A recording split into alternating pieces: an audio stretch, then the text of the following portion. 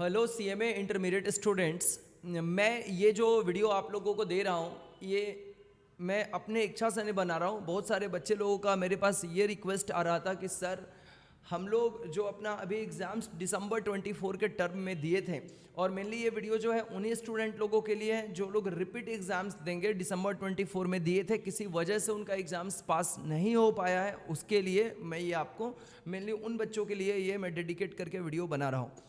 ठीक है, तो उन बच्चों का रिक्वेस्ट था कि सर हम लोगों का दिसंबर 24 में एग्ज़ाम्स दिए थे, अच्छा प्रिपरेशंस था, फिर भी किसी कारण से हमारा एग्ज़ाम्स पास नहीं हो पाया। तो अभी हम लोग जब भी पढ़ने के लिए बैठते हैं तो हम लोगों को पढ़ने का एकदम मन नहीं करता है। पहला तो दिक्कत ये आ रहा है, रिज़ल्ट आया, रिज़ल्ट आने के बाद कुछ दिन तक हम लोगों ने उसमें वेट किया कि रिज़ल्ट आने के बाद थोड़ा सा जो भी रिज़ल्ट पॉजिटिव नहीं हुआ उसके वजह से हम लोग डिस्टर्ब थे।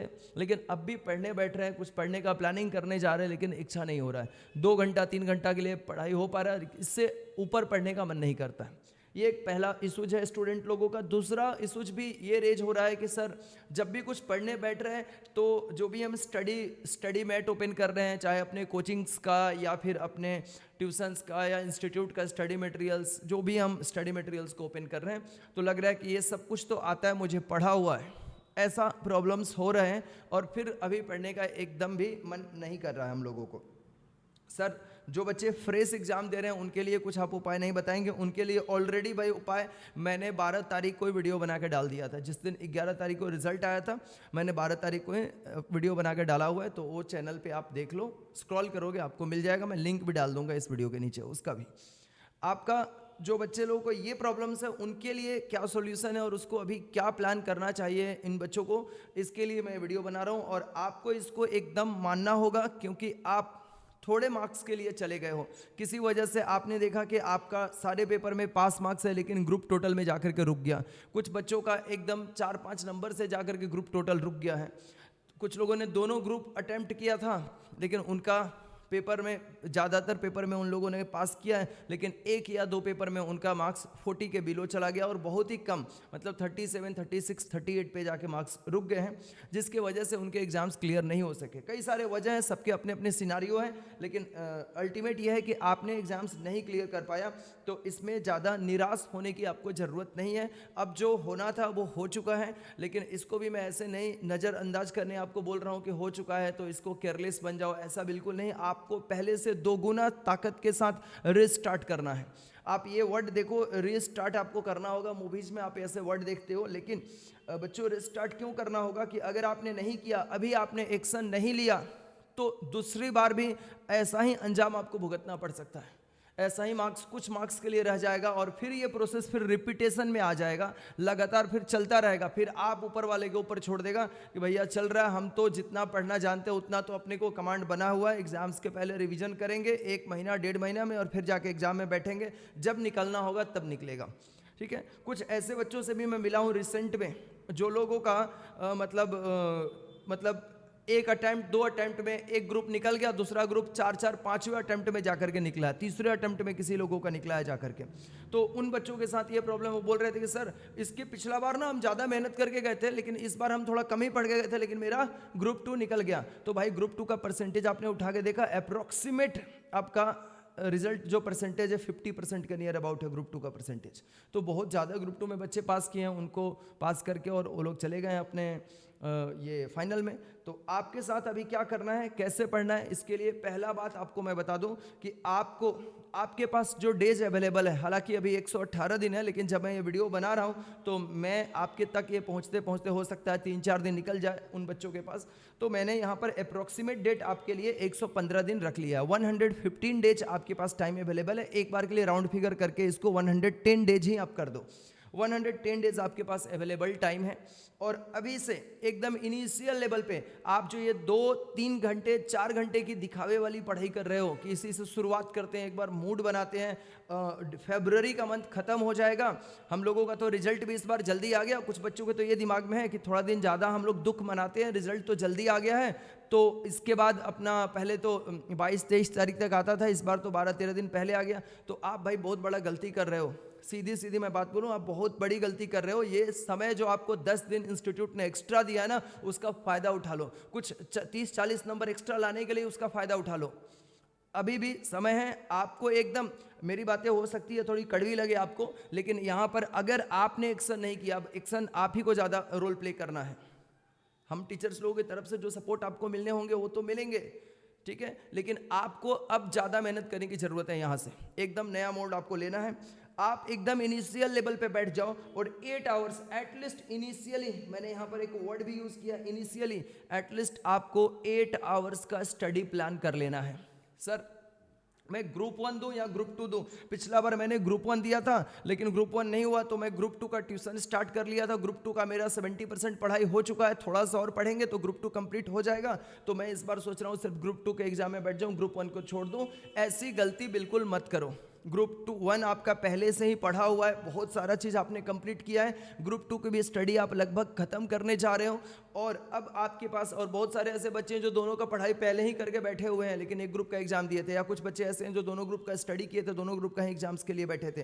तो मेरा रिक्वेस्ट सभी उन बच्चों से रहेगा जिन लोगों का दोनों ग्रुप के स्टडी कंप्लीट हो चुका है, आप बोथ ग्रुप के एग्जाम्स में बैठो। आपको मैं बार बार बोलूंगा, बोथ ग्रुप के एग्जाम्स में बैठो। अभी भी आपके पास पढ़ने के लिए बहुत टाइम अवेलेबल है। अगर मैं 110 दिन इंटू 8 आवर्स कर दूं तो 880 आवर्स का आपको अभी सेल्फ स्टडी करने का टाइम है भैया। 880 आवर्स का, 880 आवर्स का सेल्फ स्टडी करने का टाइम है। तो इसको, और ऐसा ज़रूरी नहीं है एग्ज़ाम्स आते हैं तो बच्चे 8 घंटे ही पढ़ाई करते हैं। मैं कुछ ऐसे मतलब बच्चों को इनिशियली मतलब एकदम उनको जानता हूँ, आके क्लास में बताते हैं कि सर 12 घंटा मैं पढ़ाई कर ले रहा हूँ, 11 घंटा पढ़ाई कर ले रहा हूँ, 10 घंटे पढ़ाई कर ले रहा हूँ। तो आपको पढ़ना है 10 घंटे में, उस टाइम में, उसके ऊपर मैं आगे चल के बोलता हूँ कि आपको उस टाइम को कैसे 10 घंटा काउंटिंग करना है। उसमें भी आपसे कुछ गलतियाँ होती है, उसके ऊपर भी मैं बात करूँगा। लेकिन आपको इनिशियली 8 घंटे की पढ़ाई स्टार्ट करना है। सर ये 8 घंटे को हम लोग कैसे यूज़ करें, ये भी मैं बात बता देता हूँ आपको। पहले तो आप 4 आवर्स ग्रुप 1 को दो, 4 आवर्स आप ग्रुप 2 को दो। ऐसे मत करो फॉर्म फिलअप तक ना पढ़ के देखते हैं, एक ग्रुप पे ज़्यादा फोकस लगा के, फॉर्म फिलअप का लास्ट डेट, आखिरी डेट 10 अप्रैल है, तो अब तक हम लोग पूरा फोकस लगा के देखते हैं। जो ग्रुप में ज़्यादा हमें फीलिंग आने लगेगा उसी ग्रुप को बैठेंगे। मत करो ऐसा भाई, दोनों ग्रुप दो एकदम इनिशियली। पहले माइंड में अपनी इन्फॉर्मेशन डाल लो, एक दिन लगे समय पूरा बैठ के ये डाल लो कि मेरे को तो बैठना है तो दोनों ग्रुप के एग्जाम में बैठना है, पास करना है तो दोनों ग्रुप करना है, इस बार तो करना ही है एकदम। ये जिद अपने अंदर, पॉजिटिव माइंड अपना सेट कर लो पूरा। पॉजिटिव माइंड सेट करने के बाद आप 4 घंटे का, अब 4 घंटे में आपको डिसाइड करना है, आप डेज वाइज पेपर डिवाइड करो कि मेरे को अगर एक दिन में मेरे को मान लो एफए लेकर के बैठना है, इधर फाइनेंशियल अकाउंटिंग लेकर के बैठूंगा, और इधर से मैं यहाँ से मान लो आपने आईडीटी चूज कर लिया, आईडीटी लेकर के आप बैठ गए, ठीक है। इनडायरेक्ट टैक्स में थ्योरीज बहुत सारे हैं, बहुत सारे आपको प्रोविजंस पढ़ाई करने हैं, ये प्रैक्टिकल पेपर है तो आप इसका समय देखो। अब मान लो एफए का आपने एक चैप्टर उठाया, से फॉर एग्जांपल मैं कोई भी एक चैप्टर ले लेता हूं, जैसे कि आपने ब्रांच अकाउंटिंग को उठाया, तो ब्रांच अकाउंटिंग को एटलीस्ट आप मतलब 6 से 7 घंटे आपको रिविजन करने का टाइम लगता है। मैं 8 घंटे एक बार राउंड फिगर के लिए 8 आवर्स का टाइम ले लेता हूँ। तो आप इसको आराम से, इसको समय दे के रिविज़न करो ना, आराम से इसको आप 3-3 घंटे का रोज समय दो, 2 दिन में इसको कंप्लीट करने का, 6 घंटे से 7 घंटे में इसको कोशिश करो कंप्लीट करने का। और इनको आप टाइम दो, 1 आवर करके पढ़ाई करो, आप 1 आवर करके पढ़ाई करो इसको। 1 आवर करके भी अगर आप पढ़ते हो और रोज के कुछ सेक्शंस को आप कंप्लीट करते जाते हो एकदम अच्छे से आप जीएसटी के कुछ सेक्शंस को कंप्लीट करते जाते हो कि भाई 5 सेक्शन मेरे को बैठना है आज, इसमें को सप्लाई अंडर जीएसटी मेरे को कंप्लीट करना है, इसमें का 5 सेक्शन मेरे को कंप्लीट करना है। तो ऐसे करके आप सारे सब्जेक्ट से कनेक्टेड पहले रहोगे, ये आपके बात। अच्छा, आपको कभी ऐसा लग रहा है कि एफए कर रहे हो, आपको करने में मजा आ रहा है, आज ब्रांच अकाउंटिंग को लग रहा है कि 4 घंटे पढ़ के खत्म कर देना चाहिए, तो ऐसा जरूरी नहीं है। उस दिन आप आईडीटी को स्किप कर लो, 4 घंटे की जगह पे 5 घंटे कर लो भैया, और ब्रांच अकाउंटिंग को आप खत्म कर लो। मैं ब्रांच अकाउंटिंग जस्ट एक एग्जाम्पल लिया हूँ आपके लिए। तो आपको ये इन चैप्टर से शुरुआत करना होगा। कुछ बच्चों को, जैसे आपने ग्रुप 2 का कोई सब्जेक्ट आपने उठाया, ग्रुप 2 में सभी सब्जेक्ट्स के अंदर कॉर्पोरेट के साथ ऑडिटिंग है, ओएम के साथ एसएम है, कुछ बच्चों का 1-2 पेपर में एग्जाम्शंस भी है, उसके बाद आपका फाइनेंशियल मैनेजमेंट के साथ बीडीए है, फिर उसके बाद से आपका मैनेजमेंट अकाउंटिंग पूरा एक पेपर है। तो यहाँ पर भी आप इसी तरीके से डिस्ट्रीब्यूट करो कि मुझे यहाँ पर भी एक पेपर को 2 आवर्स का पढ़ाई करना है। अब एक प्रैक्टिकल सब्जेक्ट आप ले लो, जैसे कि मान लो आपने कॉर्पोरेट अकाउंटिंग को उठा लिया, कॉर्पोरेट अकाउंट को आपने यहाँ से ले लिया, तो इधर में आप यहाँ पे स्ट्रेटेजिक मैनेजमेंट को एक दिन ले लो। ऐसे करके आप अपने लिए शेड्यूल बनाओ, अपने हिसाब से शेड्यूल बनाओ। मैं अगर एक शेड्यूल रेडी करके दे भी देता हूँ तो आप उस शेड्यूल को फॉलो कर लोगे, इसकी भी कोई गारंटी नहीं है। तो आप अपने हिसाब से बनाओ, लेकिन एटलीस्ट मेरे बोलने का मतलब यह है कि 8 आवर्स की आप स्टडी करो, डेली का करना है। अगर आपको कॉर्पोरेट अकाउंटिंग में लगता है कि ज़्यादा टाइम आपका इन्वेस्ट होगा तो आप इसको 2.5 आवर्स पढ़ाई करो। स्ट्रेटेजिक मैनेजमेंट में आपके चैप्टर्स भी कम है, 4 ही चैप्टर हैं, तो 4 चैप्टर को आप टारगेट करो कि मेरे को फरवरी के एंड आते आते या फिर मार्च के 5 तारीख तक जा करके स्ट्रेटेजिक मैनेजमेंट को पूरा अभी पढ़ाई करके रख लेना है, इसके इंपॉर्टेंट चीज़ों को। तो सर हम लोगों का लेकिन मन नहीं बैठ रहा है ना, कौन सा चैप्टर से शुरू करें ये नहीं पता चल रहा है। देखो एग्जाम्स देने जब आप जा रहे थे ना दिसंबर वाले टर्म को, तो आप कुछ ना कुछ उस समय कमी रखे थे। हो सकता है कि आपने जहाँ पर भी कोचिंग का पढ़ाई किया होगा, मेरे बच्चे भी हैं, मेरे भी कुछ बच्चे लोग नहीं पास किए हैं, तो आप जहाँ पर भी पढ़ाई किए होंगे, आपको जो स्टडी मैट से पढ़ाया गया होगा आपने पूरा उस स्टडी मैट को फॉलो किया। मैं ये नहीं बोल रहा हूँ कि उस स्टडी मैट में कोई भी तरह का कमी रहा होगा, स्टडी मैट कंप्लीट था, आपने किया भी, सब कुछ हुआ। लेकिन इसके बावजूद भी मैं आपको गाइड करूंगा कि कुछ बच्चे लोग इंस्टीट्यूट का जो स्टडी मटेरियल से, सीएमए इंस्टीट्यूट जो स्टडी मटेरियल भेजता है, उसके क्वेश्चंस को आप करना मिस कर गए थे, उसके क्वेश्चंस को आप नहीं किए थे। हालांकि हमारे कोचिंग में मैंने अपने बच्चे लोगों को करवाया था, ठीक है, मैंने अपने बच्चे लोगों को जो चैप्टर एकदम जरूरी है करना इंस्टीट्यूट के स्टडी मटेरियल से, वो तो कराया ही गया था उनको। तो आप क्या करो कि अपने इंस्टीट्यूट का स्टडी मटेरियल्स से ज़रूर से क्वेश्चंस करो। आपके जो कोचिंग्स के स्टडी मटेरियल्स है उसमें भी ऑब्वियसली पढ़ाते समय कुछ ऐसे क्वेश्चंस बताए गए होंगे जो मास्टर प्रॉब्लम सम्स होंगे। Master problem sums that means कि ये क्वेश्चंस एक ऐसा पैकेज क्वेश्चन है जिसको करने से बहुत सारे कंसेप्ट आपके क्लियर हो जाएंगे। तो वैसे क्वेश्चंस को सेलेक्ट, आप पहली बार एग्जाम तो अब नहीं दे रहे हो, आप ऑलरेडी एक्सपीरियंस्ड, आपको थोड़ा बहुत हो चुका है, तो आप उन तरह के क्वेश्चंस की एक लिस्ट बनाओ सभी चैप्टर्स का, अपने लेवल पे वो लिस्ट को तैयार करो कि मेरे को अपने कोचिंग वाले इंस्टीट्यूट कोचिंग वाले स्टडी मटेरियल से मेरे को ये एक चैप्टर में 6 क्वेश्चन करना है। से फॉर एग्जांपल मैं ये बोल रहा हूँ, मेरे को इंस्टीट्यूट का मैट का तो 3-4 क्वेश्चन तो बहुत ईजी लग रहा है, जो कि बहुत ही नॉर्मल लेवल का है, तो इधर से मेरे को 4 क्वेश्चन कर लेने हैं। पास्ट ईयर का पेपर्स उठा करके आप देख लो, पास्ट ईयर के पेपर्स स्कैनर आप परचेज कर लो, स्कैनर मार्केट में मिलता है अलग अलग पब्लिकेशंस का।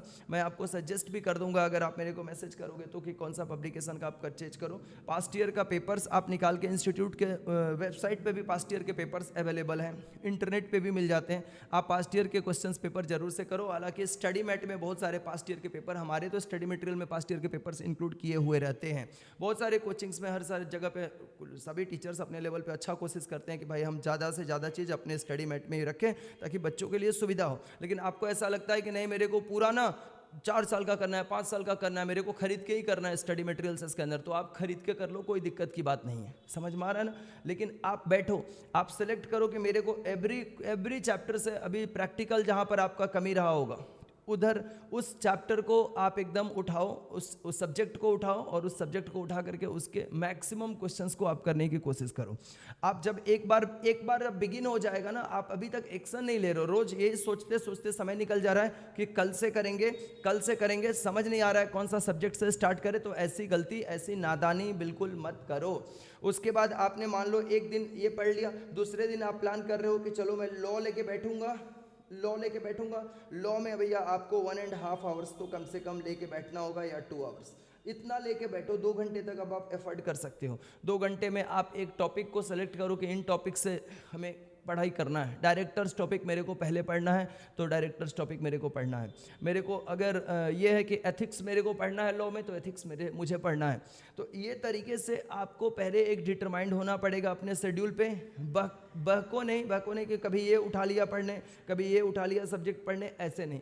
आप एकदम एक परमानेंट अपने लिए डेज में लिख के रख लो कि मेरे को इस डेट पे यही सब्जेक्ट लेके बैठना है, ताकि जब आप पढ़ने बैठो तो उस समय आपको ये डिसीजन मेकिंग नहीं करना पड़े कि मैं कौन सा सब्जेक्ट लेके बैठूं।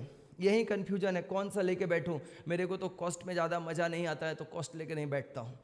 आज मेरे को जिस सब्जेक्ट में ज़्यादा मज़ा आता है उसी को लेके बैठता हूँ। ऐसी गलती मत करना। दूसरी एक बहुत ज़रूरी बात मैं आपको, तो अपने हिसाब से ये शेड्यूल आप अपना रेडी करो।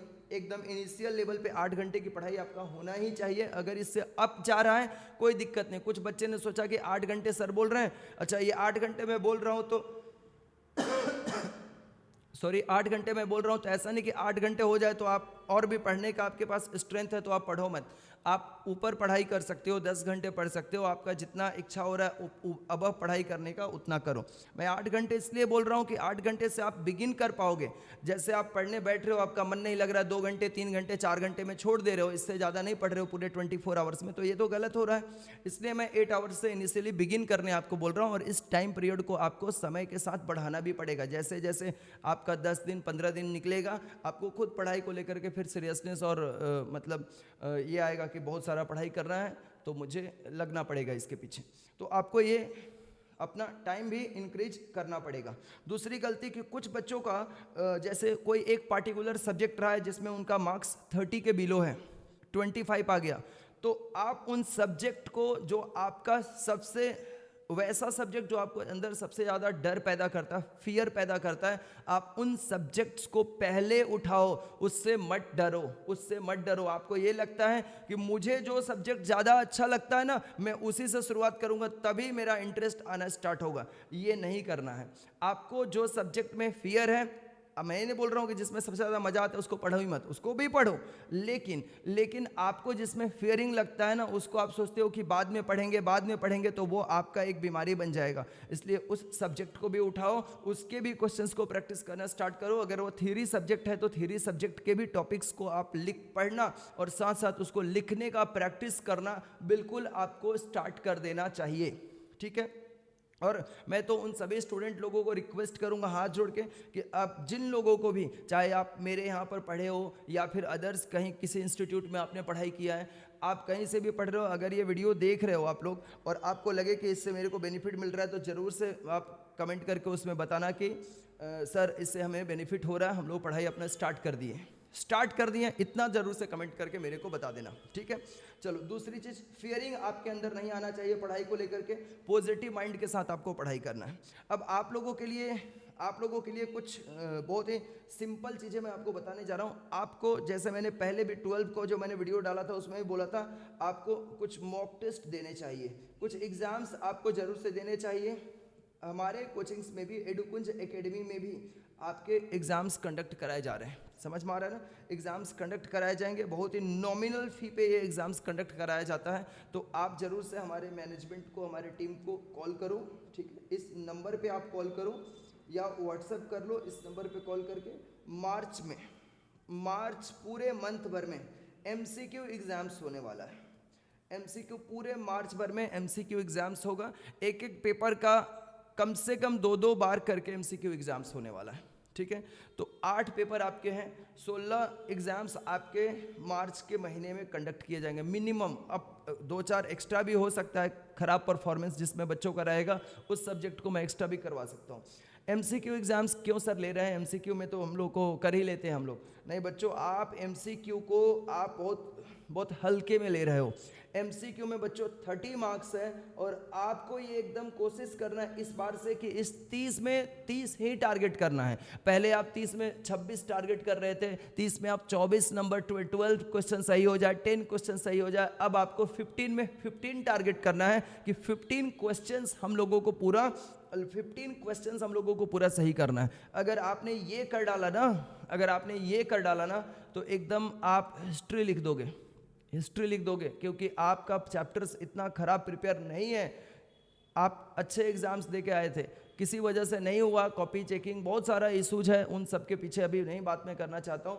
तो आप बैठो और ये टारगेट के साथ, और आप इस MCQ एग्जाम्स में ज़रूर से पार्टिसिपेट करो। अच्छा, जो मैंने बताया कि ये नॉमिनल फ़ी है जिसमें आप एग्ज़ाम्स दे सकते हो, ये just not for only MCQ है। आपका अप्रैल के महीने में रिटेन एग्ज़ाम्स भी कंडक्ट किए जाएंगे। अप्रैल में रिटेन एग्ज़ाम्स 2 एग्ज़ाम्स पर सब्जेक्ट करके रिटेन का भी होगा। मतलब आप जो फ़ी आपसे लिया जाएगा एग्ज़ाम्स का, उसमें आपका टोटल 4 एग्ज़ाम्स आपसे लिए जाएंगे, 2 MCQ और 2 रिटेन एग्ज़ाम्स होंगे एवरी पेपर के। तो आप उसमें ज़रूर से पार्टिसिपेट करो, उस एग्ज़ाम्स को अपीयर करो, और अपीयर करके, और ये एग्ज़ाम्स देते वक्त भी आपको 8 घंटे की जो मिनिमम स्टडी है पर डे उसको मेंटेन करना है, साथ में एग्ज़ाम्स देना है। इससे आपको जो भी कमी रहेगा, जो भी गलतियाँ होगी आपसे, जो भी उसमें प्रॉब्लम्स आपके आ रहे होंगे, आपके सामने भी ऑटोमेटिक ये आ जाएगा, और साथ साथ हमारे सामने आएगा तो हम आपकी कमियों को आपको बता पाएंगे कि ये चीज़ में शॉर्टेज है, ये चीज़ में प्रॉब्लम्स है, इसको ठीक करना है। और फिर भी उसके बाद आपके पास इनफ टाइम अवेलेबल रहेगा, 40 डेज आपके पास बाकी रहेगा। अप्रैल अगर पूरा भी इसमें कंज्यूम हो जाता है तो भी आपके पास मई मंथ पूरा अवेलेबल होगा। जून के 10 दिन रहेंगे, जून का 10 दिन मैं हटा के भी बात करूँ तो भी 30 डेज आपके पास रहेंगे उस प्रॉब्लम्स को, उस कमियों को ठीक करने के लिए। सो बच्चों, आप इस गाइडेंस को एकदम फॉलो करो। मोरल गिराने की प्रॉब्लम्स, मोरल गिराने का कोई भी इसमें बात नहीं है। एग्ज़ाम्स प्रोफेशनल कोर्स हैं, इसमें ऐसे होता है कि बच्चे को सारे लोग एक अटेम्प्ट में नहीं निकाल पाते हैं। आप परसेंटेज आपको पता भी था कि इसमें कितने परसेंट बच्चे पास होता है, फिर भी आपने कोर्स ज्वाइन किया ना, आपने फाउंडेशन क्लियर किया ना, आप इंटरमीडिएट में एग्जाम्स दिए। कुछ लोगों का इंटरमीडिएट भी एक बार में नहीं, दूसरी बार में ग्रुप 1 निकल गया, तो कुछ लोग का एक बार में ही निकल गया, कुछ लोग अभी दूसरे ग्रुप का एग्जाम्स दे रहे हैं। तो आपको इसमें किसी भी तरह से मोरल डाउन करने की बात नहीं है। और इसमें इस सोच में पड़ने की भी ज़रूरत नहीं है कि मेरे को अभी टाइम लगेगा, अभी मेरे को इस दुख से निकलने में बहुत समय लगेगा। तो समय आप निकलने में समय लगेगा, दैट मीन्स आप अपने अगले एग्जाम्स के लिए गलत तैयारी करना शुरू कर दिए हो। एकदम जो हो गया उसको माइंडसेट से हटाओ और एकदम तुरंत इस वीडियो को देखने के बाद आप एकदम से लग जाओ कि मेरे को पढ़ना है तो पढ़ना है, और एकदम पढ़ने की शुरुआत आप अगले दिन से ही कर दो एकदम। तो ये इस तरीके से आप पढ़ाई करना स्टार्ट करो, आपको बहुत सारा बेनिफिट मिलने वाला है। बहुत लंबा मैं वीडियो को नहीं ले जाना चाहता हूँ। और हमारा इंस्टाग्राम पे जो पेज है कुंजय सर क्लासेस, उस पर बहुत सारे मोटिवेशनल शॉर्ट्स वगैरह आपको वीडियोस मिलते रहेंगे, उसको आप सब्सक्राइब करके रखो। कभी आप अगर फ्री टाइम आपका रहता है, जैसे आप मतलब खाने के लिए उठ रहे हो, ब्रेक ले रहे हो, उस टाइम पे आप देख लोगे, आपको फिर से पढ़ने के लिए एक बूस्टअप मिल जाएगा, आप जरूर से बैठ के अपनी पढ़ाई अच्छे से कर सकोगे। ठीक है। और चैनल को तो आप सब्सक्राइब कर लो, यूट्यूब चैनल को, उसमें तो बहुत सारा बेनिफिट का जो भी चीज़ रहेगा मैं अभी नहीं बताना चाहता हूँ, लेकिन उसमें बहुत सारे आपके फ़ायदे की चीज़ें समय समय पर वहाँ पर आता रहेगा।